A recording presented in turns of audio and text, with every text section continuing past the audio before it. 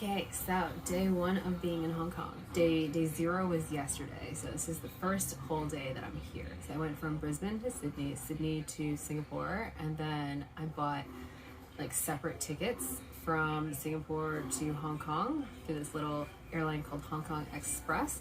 And transferring was a whole thing. Oh my god, that was a whole thing. Because I didn't have my boarding pass because I bought the ticket like separately.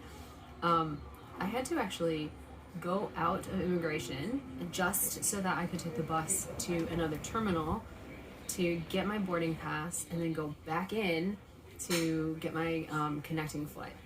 So fortunately I had like 4 hours between flights because if I had any less time, I'm not sure I would have made it. Luckily, Singapore airport is beautiful.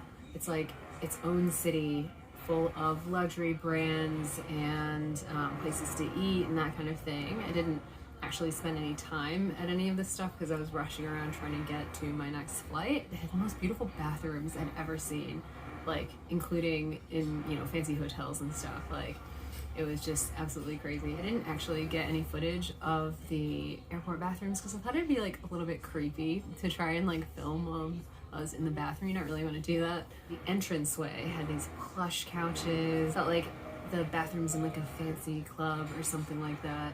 Absolutely highly recommend flying through Singapore. Hot tip though, if you are flying through Singapore during this sort of COVID period, and I'm not even sure if this is a COVID thing, but Singapore requires you to fill out an arrival card. It's called the Singapore Arrival Card, and everybody has to fill one out who's going into Singapore.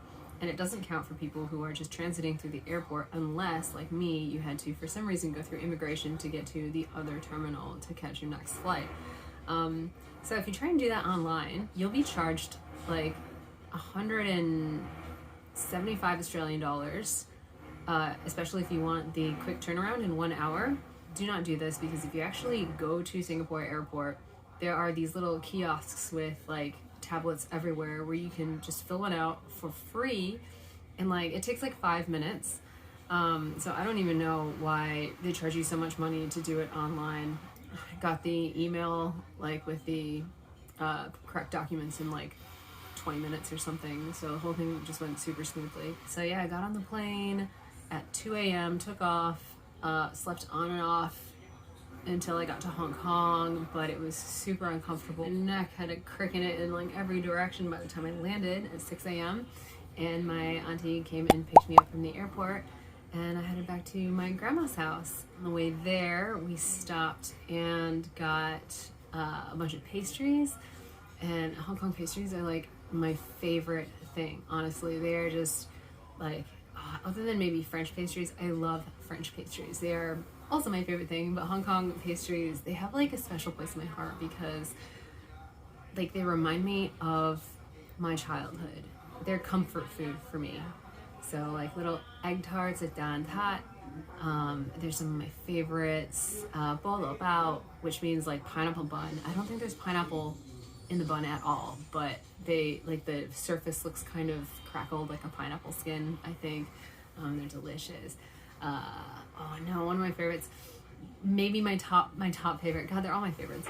My top favorite is probably gai mei bao, which is cocktail bun if you translate it like directly, but they're sort of a longish bun with this beautiful buttery coconut filling, sugary buttery coconut filling on the inside, and they're just so good. I could eat those like every day, and I plan to eat Hong Kong pastries and Hong Kong milk tea every day while I'm here.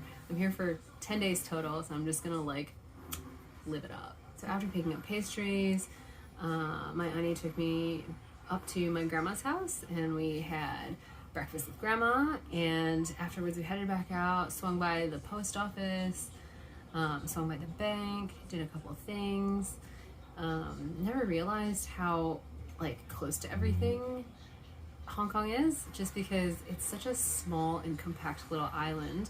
I never realized that my grandma and my auntie actually live like the building blocks are like 800 meters from each other as the crow flies. But because every time we visited when I was a kid and everything, It's really convenient to just take like the mini bus or the bus or something. You just hop on, and like 5 or 6 minutes later, you were basically door to door.